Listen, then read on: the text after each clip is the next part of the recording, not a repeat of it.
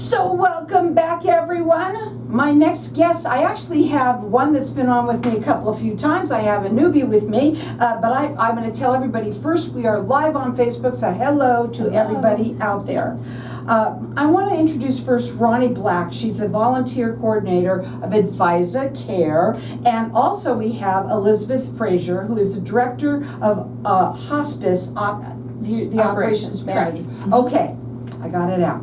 Now, I want to talk a little bit about first Advisa Care, what they do, and then we're going to talk a little bit about volunteers today. So, welcome to the show. I want you to tell everybody a little bit, Ronnie, about Advisa Care.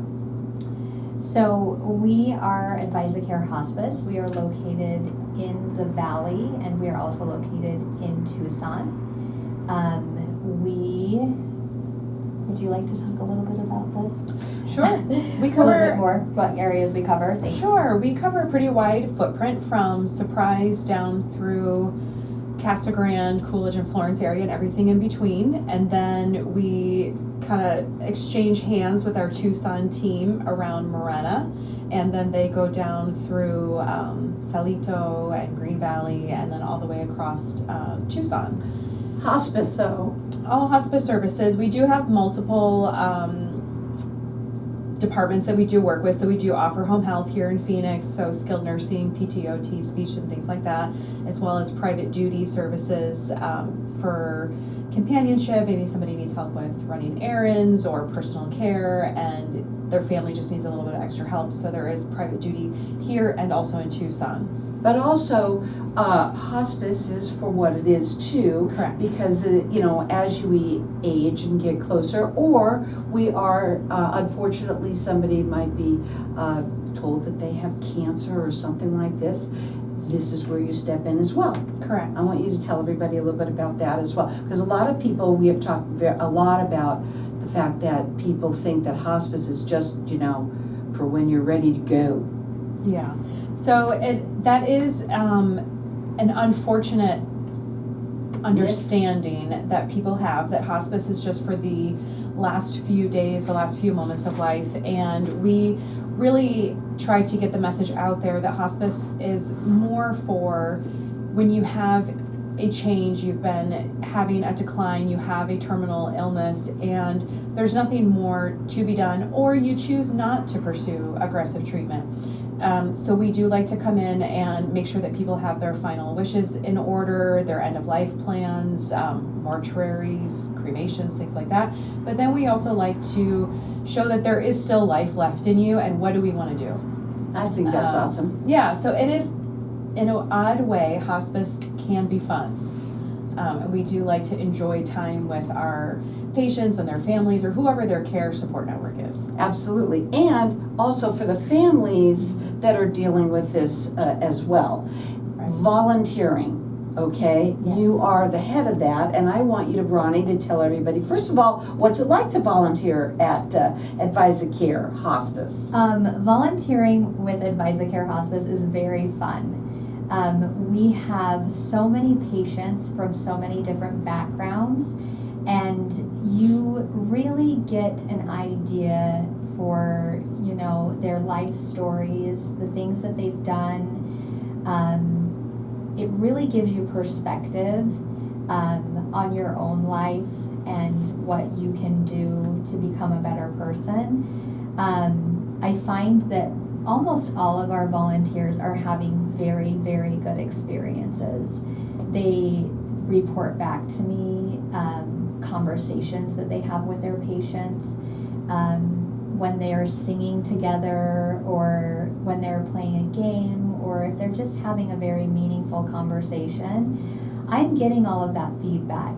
I really enjoy my job. I enjoy working with the volunteers as well as working with the patients and pairing them together. So it's really fun. I think that it's so important because volunteering is we need it. It's needed. It does take a certain person that has that special heart, that just, that's the way it is. And there are a lot of them out there, is my point right there. And so tell everybody why volunteering is so important. So when the first hospice was established, St. Christopher's Hospice, the first person who was onboarded was actually a volunteer. It was not a patient. And that was because they knew that they needed that support from members in the community. Having the support of someone in the neighborhood who could go in, help their neighbor with washing their clothes or doing their dishes or sitting with them, you know, just spending time with them, they knew that that was important. And it still remains the same story today. A lot of our patients are living in group homes. They don't get a lot of visitors. So that 1 hour a week that somebody comes in, spends time with them, you know, shares stories, shares music, whatever it is that they're doing, it is making such a huge impact in their life. I'm sure. Now, if somebody wants to, you know, volunteer, they're listening right now, you could go up onto their website. Mm-hmm. How do they, is there like a volunteer, like a drop down where they can, you know, just call, or what do they do? So you can volunteer through our website, advisacare.com. You can also search us on Just Serve, the Just Serve platform at justserve.org. We have multiple listings throughout the valley on that website. It's a volunteer-based website. It's where hundreds and hundreds of people find volunteer opportunities. One of the best ways that they can you know, inquire about volunteering is just calling our number at Gilbert directly and asking for me. And I can answer any questions that they have, you know, concerns, you know, if they just want information, I can get that information for them. The number to call is 480-284-4600. Their website is advisacare.com. You can also go to justserve.org, but the best thing to do is to call the Gilbert office at 480-284-4600 and ask for Ronnie. Yes. So the other thing that I want to talk a little bit about is, I have to say this, there's a lot of people out there that are retiring. Mm-hmm. And you retire and you think it's going to be great. And you know what? It's not so great after a while. It gets a little boring, right? Yes. Volunteering is an unbelievable thing to do because it's so rewarding. You feel so, it's a feel-good job. It's a feel-good, I don't know how you say that when you volunteer, and it's wonderful. I know somebody who did it, and she volunteered. I don't know where she is, but it doesn't matter. What I'm saying is that people do. There are things to do, and there's a lot of people that could use you. And the one thing that I do know is that it is not only rewarding for yourself, but how rewarding it is for the person that you are, let's say, caring for. But there's a lot of things that you're looking for, I'm sure. So when somebody becomes a volunteer, what are you looking for them? What do you want them, what kinds of jobs are they going to be doing? So typically we're looking for companionship volunteers. That's someone who just goes in, is a friend to the patient. We also have music volunteers, and we have lots of different types of music volunteers. We have individuals who sing, play the piano. We have a volunteer who plays the Native American flute. You know, they do interactive musical things with patients in group homes. We also have volunteers who go in and do activities for patients in our group homes. They'll have a bingo night, or they'll host a movie night. We have a volunteer who's going to be doing a Christmas in July celebration. Have fun. We also have volunteers who will help individuals write their life story. If they are able to do something like that, if they don't have cognitive decline, then we'll have them go in and help them write their life story, or we'll have them put their recipes together or their photos together. So lots of opportunities. Real quickly, does a volunteer, what do they need to have as a background for them? Do they need medical? I mean, what is it that they need? No, so volunteers don't need to have any type of medical background. We do have requirements that are regulated through Medicare. The only requirement really is that they have a training through Advisa Care Hospice, that they have a background check completed, and that they have both a TB and drug screening. And a big heart. And a big heart and love for lots of people. And all you have to do is call their Gilbert office at 480-284-4600. You can check them out on their website, which is advisacare.com. But when you call the Gilbert office, be sure you ask for Ronnie. Hang tight, we're going to be back in just a minute. Okay, not so bad, huh? Oh, Okay, so now we're going to keep on going. Okay, Okay. because we're live right now in the room. Oh, yeah, I forgot to say, we have administrative volunteers. Okay. I think that is one good thing about a lot of these retirees, because there's a lot of talent out there in the pool. Mhm. Exactly. And the volunteers are not just paired with patients. Sometimes they're paired with the family members. Yeah. Or they're We've got to paired, talk about that when we get back. I think yeah, that's paired important. in the office. They could do things like answering the phones. We do phone calls out to patients and facilities. Do they have everything they need going into the end of the week and into the weekend? Mhm. How are services going? I help with mailings for our bereavement program, because remember, we stay engaged with the families and loved ones up to 13 months at a minimum after somebody passes. Mhm. So there's so many different ways. Different Unpacking supply deliveries, helping get things facilitated. When we come In the back, I'd like office. you to repeat that.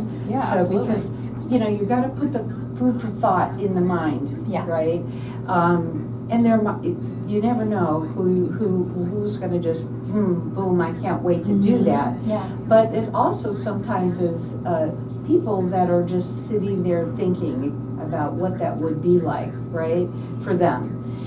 But honestly, I believe, and I'm going to say it again, that there are a lot of people out there, and do men and women Mhm. volunteer? We're Yep, looking at men both and men women. and Absolutely. women. Yep. Right. We have a teen program that teenagers can volunteer. It's required that Well, their now we're getting parent it all is out of with- you. I know, right? It's just the little first part. I was I very know, nervous, but now I'm feeling a little bit better. Everybody does so. that. But, They get paired with their parents when they're Yep. younger. So we do have some That's cool. like parent and kid Yep. volunteers. We have husband and wife volunteers that go out together. That's awesome. That is really awesome. College students, med students. Yes. That's always PT interesting. students. It's a fun group. Yeah, well, I bet they're also learning about what that must be like Absolutely. to get to that point, you know, what a better person to talk to. Hopefully it makes them better on the other end of their career. Yeah, I would think it does. Wow. And so let me ask you this, do you have little satellite places all over, or is that how they go to it, or how do you know where to, you know, because there's so Where many. they volunteer? Yeah. So it just depends on where the patient's located. So if the patient is in a group home, then they'll go to the group home they're living. If they're in a private home, they'll go to the private home. Mhm. If they're in like a large facility, they just go wherever the patient is living. Mm-hmm, okay, here we go, you ready? We'll wrap it up.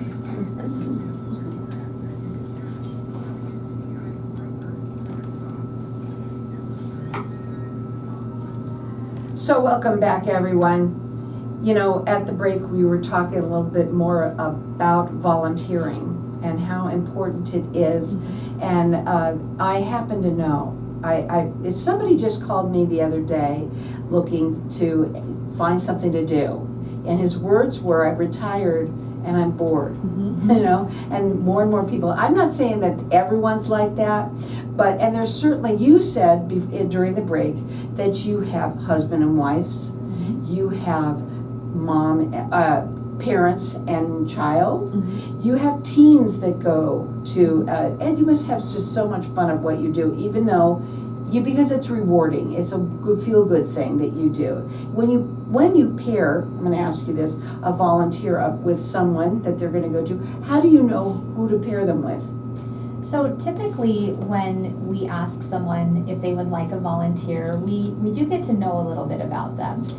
We have, if we have a patient who comes on our services and they're very musical, we usually pair them with a music volunteer. If we have a patient who comes on services that has dementia or Alzheimer's, we typically pair a music volunteer with them. If we have someone who's just lonely, we will pair someone as a companion volunteer. And then we just kind of give them all of the options, the patient, and say, how would you like a volunteer to what would best serve you with having a volunteer in your home?